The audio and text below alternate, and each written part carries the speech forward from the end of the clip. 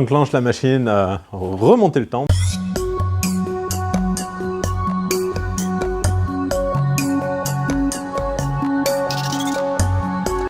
Avant de parler de l'impact de la donnée pour demain, je vais revenir en arrière. Déjà, qu'est-ce que la donnée? La donnée est une information. Il y a encore quelques dizaines d'années, cette information était communiquée par la voix ou par écrit et était traitée par notre cerveau. Dans les années 70 est apparu l'ordinateur. Enfin, devrais-je dire un supercalculateur. Cette technologie s'est démocratisée et aujourd'hui est présente dans chaque foyer. Cette technologie a vocation à traiter cette donnée qui est en constante augmentation. Notre cerveau aujourd'hui n'est plus capable de gérer et de traiter cette donnée quotidiennement. D'ailleurs, on voit apparaître des nouvelles pathologies puisque ça amène une saturation au niveau de notre cerveau. Donc l'être humain a conçu des systèmes à travers l'ordinateur mais aussi tous les outils qui apparaissent quotidiennement, des applications, des solutions, des logiciels qui vont nous permettre d'externaliser certaines fonctionnalités de notre cerveau, puis réfléchir. Alors, le plus parlant est la calculatrice. Quelques années, tout le monde calculait de tête la plupart des opérations courantes, et aujourd'hui, beaucoup de personnes ne sauraient plus se passer d'une calculatrice. On a externalisé une fonctionnalité de notre cerveau. Et on constate aujourd'hui qu'on externalise de plus en plus. On a tous des smartphones. Ces smartphones, on va y inclure tout un tas de logiciels. On va gérer notre emploi du temps. On va gérer nos courses, on va aller avoir accès à de l'information ponctuellement. Tout ça crée un contexte où aujourd'hui l'être humain va vivre dans un monde où la donnée est en permanente augmentation. La problématique, c'est qu'on reste dans un monde économique où cette donnée a une valeur. Il faut comprendre le système. Cette donnée qui circule, elle est traitée par des logiciels. Derrière, ça amène un coût. Nous payons tous les jours des logiciels de plus en plus performants pour gérer tout ça. Mais au-delà de ça, ces logiciels, pour se rémunérer, vont utiliser aussi nos données personnelles, notre identité. Qu'est-ce qu'une personne? Une personne, c'est avant tout une identité. Un nom, un prénom, une adresse, un téléphone, une communication. Toutes ces données sont captées par ces systèmes et ont une valeur. Et le monde d'aujourd'hui fait que les entreprises vont changer leur business model et utiliser cette donnée, votre identité, pour tout un tas de services. Bon, jusque-là, ça pose peut-être des soucis. On a tous des spams, on a tous beaucoup de choses. Si encore on s'arrêtait là, ça pourrait aller. À côté de ce monde-là économique, on a un monde plus méconnu, plus sombre, qui exploite ces données à l'encontre des personnes. Alors, ça va du harcèlement jusqu'au vol d'identité, l'usurpation d'identité exactement, jusqu'au partage de cette donnée, au point de rendre des fois la vie invivable pour la personne elle-même qui a perdu le contrôle sur ces données. Alors, vous avez certes des organismes, des institutions qui s'occupent d'essayer de canaliser tout ça. Je citerai la CNIL, la Commission nationale informatique et liberté. Mais au-delà de ça, demain, que va-t-il se passer? Donc moi aujourd'hui, mon rôle aussi dans les systèmes informatiques, c'est d'arriver à mettre un peu de régulation sur l'exploitation des données personnelles. Le souci étant, c'est que chaque personne est libre de diffuser ou de ne pas diffuser sa donnée. Mais les personnes n'ont pas conscience des enjeux qui se cachent derrière. La première problématique dont j'aimerais vous parler, c'est une problématique environnementale à travers l'exploitation de la donnée. Aujourd'hui, quand vous envoyez un mail, ce n'est pas anodin. Il passe par tout un tas de systèmes et va être même jusqu'à être stocké. Et aujourd'hui, on va être honnête, qui purge régulièrement sa boîte mail? Peu d'entre nous. Et ce stockage consomme de l'énergie. Multiplié par 7 milliards d'habitants, multiplié par le nombre de mails qu'on s'envoie tous les jours, en fait, aujourd'hui, le mail pollue autant que le trafic aérien. Donc, dans ce contexte, il devient raisonnable pour chacun d'entre nous déjà de prendre conscience qu'il y a un enjeu environnemental. Il ne s'agit pas de creuser partout sur Terre des data centers, les mettre comme dans certains endroits en France dans des anciennes carrières. ou de les enfouir dans des très grands lacs européens, ou de les mettre dans des océans pour pouvoir encore plus produire du réchauffement. L'objectif, il serait déjà d'amener de la raison et commencer individuellement à prendre conscience de cette pollution. Les systèmes vont de plus en plus se complexifier. Toujours plus de services, toujours plus de solutions, toujours plus de volumétrie, toujours plus de données, toujours plus de besoins. Mais on va créer de nouveaux systèmes. Tout ce que vous allez inclure dans ces systèmes, nous n'avons vraiment aucune preuve aujourd'hui, quand on demande par exemple l'exercice d'un droit à l'oubli, que celui-là est effectif. Qui a envie que ces données soient stockées pendant 10 ans, 20 ans, 30 ans?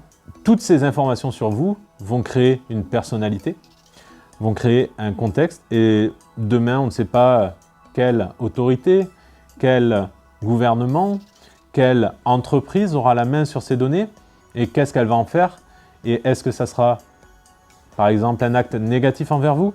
Donc il faut se poser ces questions. Le monde évolue, le monde change.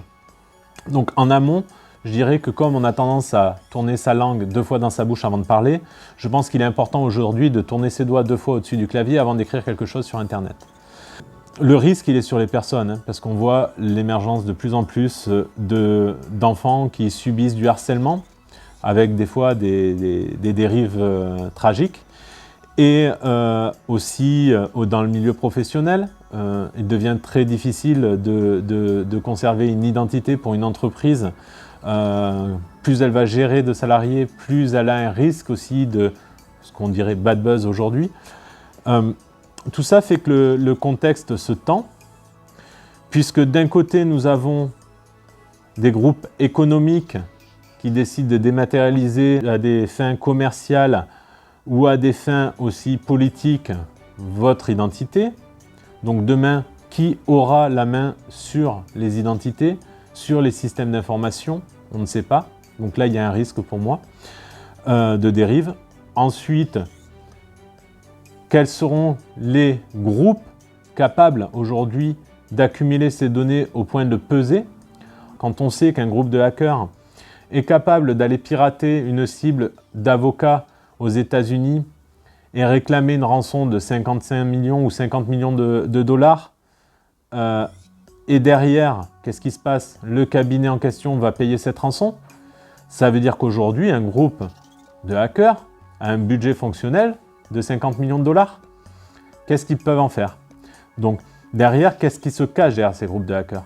Il peut se cacher des individus, des activistes, mais on va avoir aussi des gouvernements qui soit tolèrent ou soit cautionnent le hacking, ou soit des organisations terroristes ou des organisations mafieuses. Libre à chacun de mettre la limite là où il le souhaite. En tout cas, dans ma philosophie actuelle, si un monde commence à dériver vers des organisations mafieuses ou terroristes, pour moi, dans ma conviction, ce serait quelque chose de dramatique. Les enjeux de demain de dématérialiser cette donnée, tout simplement, c'est est-ce que vous avez envie qu'on sache qui vous êtes, qu'est-ce que vous faites, où vous allez, qu'est-ce que vous mangez, quelles sont vos habitudes, qu'est-ce que vous consommez. Et dématérialiser tout ça pour que derrière, on vous propose des solutions. Imaginez un monde de demain où l'hypertransparence règne. Globalement, déjà quelqu'un s'est posé sur ce fait, puisqu'il y a une série là-dessus qui s'appelle Nu. Donc imaginez demain, une personne s'assoit en face de vous et connaît tout sur votre vie. Votre dernier examen de santé, presque, je dirais, dans cette série pousse à l'extrême, où vous êtes tout nu, physiquement. Est-ce que vous êtes prêt à le supporter? Concrètement, c'est déjà le cas aujourd'hui, puisque certaines personnes sont capables, pour qui veut et qui sait un peu chercher, d'avoir tout un tas d'informations sur vous. Donc imaginez-vous demain un rendez-vous, galant ou pas, mais face à une personne, et que cette personne ait fait des recherches et connaisse tout sur vous. Derrière, on se retrouverait forcément avec déjà un rapport de force qui n'est pas équilibré, on se retrouverait avec des problématiques de manipulation. Il faut penser à ça parce que tous les jours, quand vous mettez ces informations, on ne sait pas de quoi demain sera fait et comment elles seront exploitées. Aujourd'hui, tout un tas d'entreprises sont en train de faire leur mea culpa quand elles se font pirater ou hacker des bases de données. Où vont ces bases de données? Mais un petit tour sur le Darknet très rapide vous apprend que ce qu'on appelle un pack fools, qui se situe entre 50 et 100 $, va permettre à une personne d'avoir tout un tas d'informations sur vous. Votre nom, prénom, numéro de sécurité sociale, bon ça derrière on va aller usurper votre identité, faire un transfert d'aide sociale ou autre, mais on va avoir d'autres informations. Par exemple, si j'arrive à capter toutes vos informations Facebook, qui sont vos amis, quelles sont vos pratiques sportives, quelles sont vos habitudes, dans le milieu du sport par exemple. C'est bien hein, de communiquer sur Instagram et surtout ces supports, mais je dirais vous donner beaucoup d'éléments aussi à vos adversaires. Qu'est-ce que vous avez mangé hier soir? Quel est votre entraînement? Sur quel point vous êtes fort? Analyse du jeu, etc. Donc, posez-vous la question systématiquement de votre identité. Qui vous êtes? Qu'est-ce que vous voulez bien laisser paraître? Qu'est-ce que vous voulez bien mettre avant de le mettre?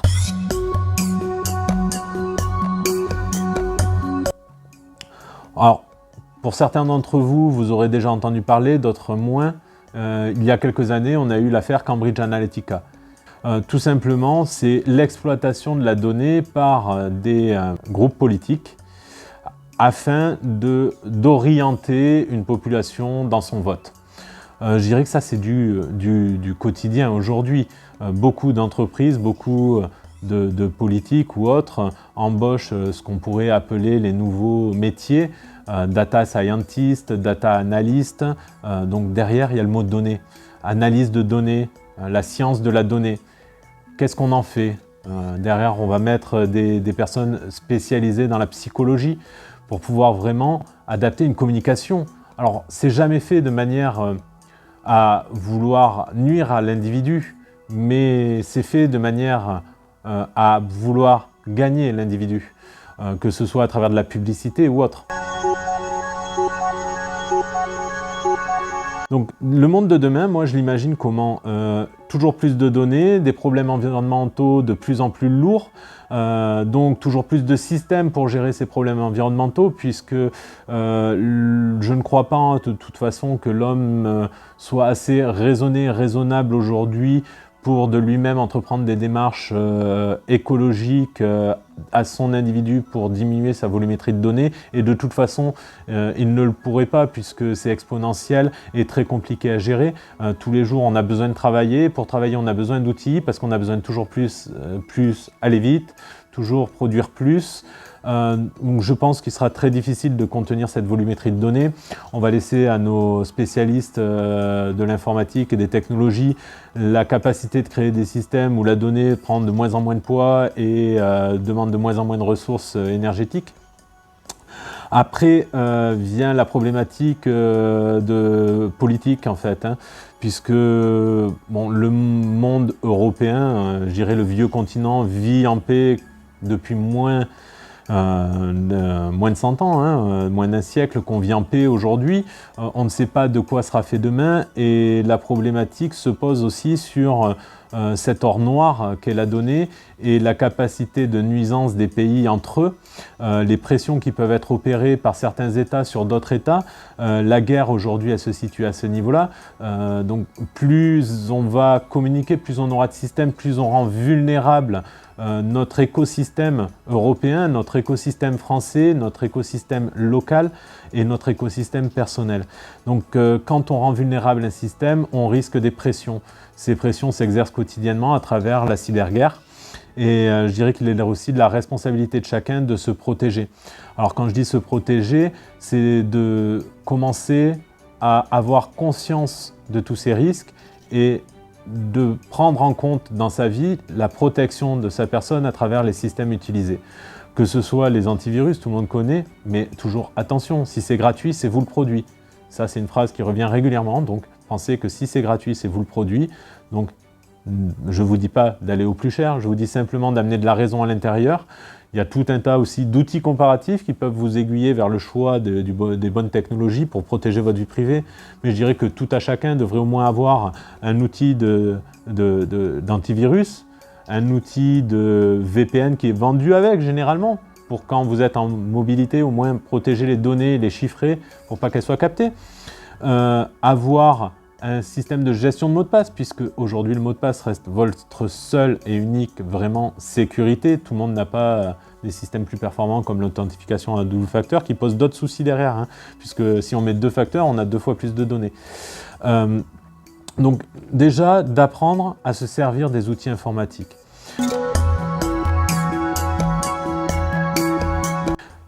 Demain, ces outils vont évoluer et de plus en plus, on va vers l'intégration de ces outils à l'homme. Donc si je devrais faire un peu de science-fiction, puisque c'est quand même Raconte-moi demain, moi comment j'imagine l'homme de demain, je l'imagine hyper connecté, heureusement ou malheureusement, ça dépend de son point de vue personnel. Hyper connecté, bon, on voit l'implant de puce, on voit les exosquelettes, on voit certaines sociétés travailler aussi dans la dématérialisation de notre système neuronaux. Donc toujours plus d'outils à côté de nous, mais aussi d'outils en nous. Voilà. Attention à une donnée fondamentale, une des premières données de l'être humain, qui est aussi en passe d'être modifiée, c'est notre ADN. Notre ADN, c'est un code, c'est de la donnée. Et aujourd'hui, les scientifiques, via une enzyme, CRISPR, permet de modifier cet ADN. Donc l'être humain, je l'imagine modifié génétiquement, modifié technologiquement, avec tout un tas d'outils. Je pense qu'il va essayer de se protéger, parce qu'au bout d'un moment, l'hypertransparence risque de créer aussi des tensions et la prise de conscience généralisée du risque. Donc je l'imagine hyper protégé, hyper sécurisé, dans sa bulle, de plus en plus seul et de plus en plus accompagné, parce que facilité de communiquer à travers les réseaux, on s'isole physiquement et en même temps on est connecté partout et à tout le monde. Donc des problèmes aussi au niveau de notre corps, de notre activité, même si on voit que les coachs sportifs sont en vogue. Je pense qu'à un moment donné, la donnée évolue, on a besoin de toujours plus. Donc je pense que l'être humain aura malheureusement de moins en moins de temps de faire du sport. J'imagine un monde toujours plus sous tension, avec peut-être demain des gouvernements entreprises. Parce qu'on voit les plus grosses entreprises mondiales avoir autant de poids qu'un État. Pourquoi pas demain être gouverné et être, pas en France, mais en Facebook. Vous imaginez, un pays qui porte le nom d'une entreprise, comme un stade de foot porterait le nom d'une compagnie d'assurance. Donc je m'amuse à imaginer ce genre de choses, mais je pense qu'on n'est pas très loin de la vérité au final, parce que même si la France restera la France, est-ce que c'est la France qui sera dirigée par un gouvernement ou par une entreprise? Je me pose la question. En tout cas, je dirais une chose, c'est que pensez à préserver votre identité, faites attention à ce que vous faites et attention aux dérives et renseignez-vous sur le monde actuel. Les scientifiques travaillent d'un côté, les informaticiens et les spécialistes des nouvelles tech travaillent aussi à développer des choses. Renseignez-vous, c'est toujours intéressant de savoir où on va, mais dans tous les cas, protégez-vous. Ayez votre discernement, gardez votre discernement et surtout, faites attention à votre volumétrie de données, quoi. Diminuez la donnée si on veut garder un environnement agréable.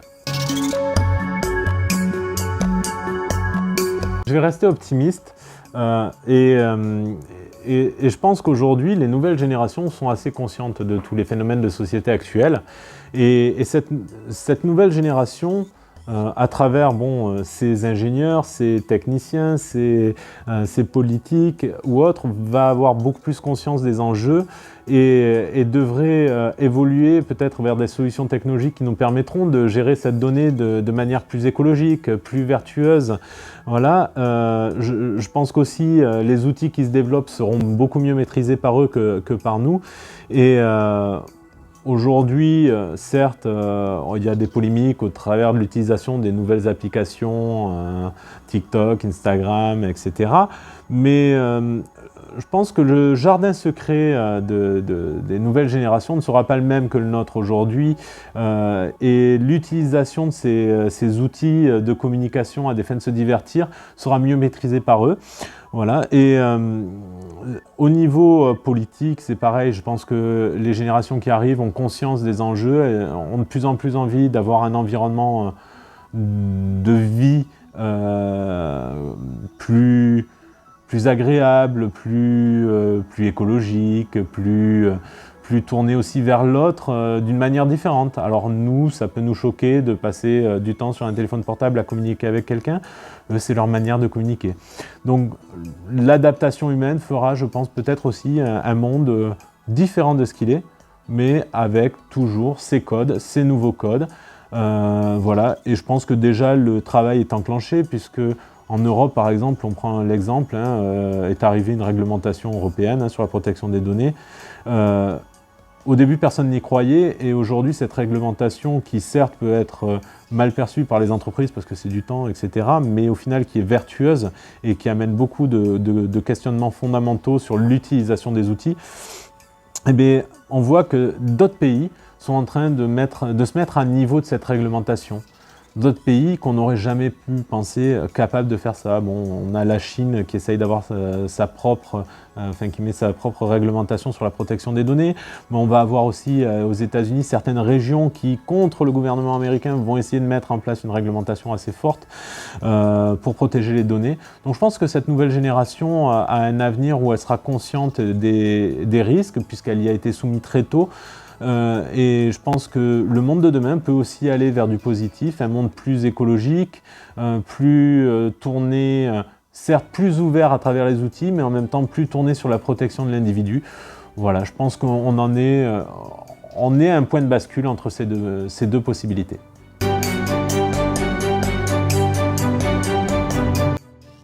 Il est aussi notre responsabilité aujourd'hui quand même d'inclure les nouvelles générations, nos enfants, dans ce contexte-là. La pédagogie reste importante et la bienveillance dans l'utilisation de ces outils doit être inculquée par une figure maternelle, paternelle, qui saura transmettre les risques et dire aux enfants à un moment donné, attention, il y a un risque. Et l'utilisation de ces outils, les nouvelles générations, leur sensibilisation, passe aussi par la sensibilisation de notre génération. Alors on y travaille nous quotidiennement, j'ai sensibilisé plus de 2000 personnes aujourd'hui à l'utilisation de ces systèmes, mais je pense qu'il est important pour chacun de se sensibiliser aux usages du numérique et de pouvoir transmettre aussi ce savoir à ses enfants de manière, par le jeu, par la pédagogie, mais rappeler à ses enfants qu'il est important de préserver son identité pour qu'eux puissent le mettre en application, arrivé à l'âge adolescent ou adulte.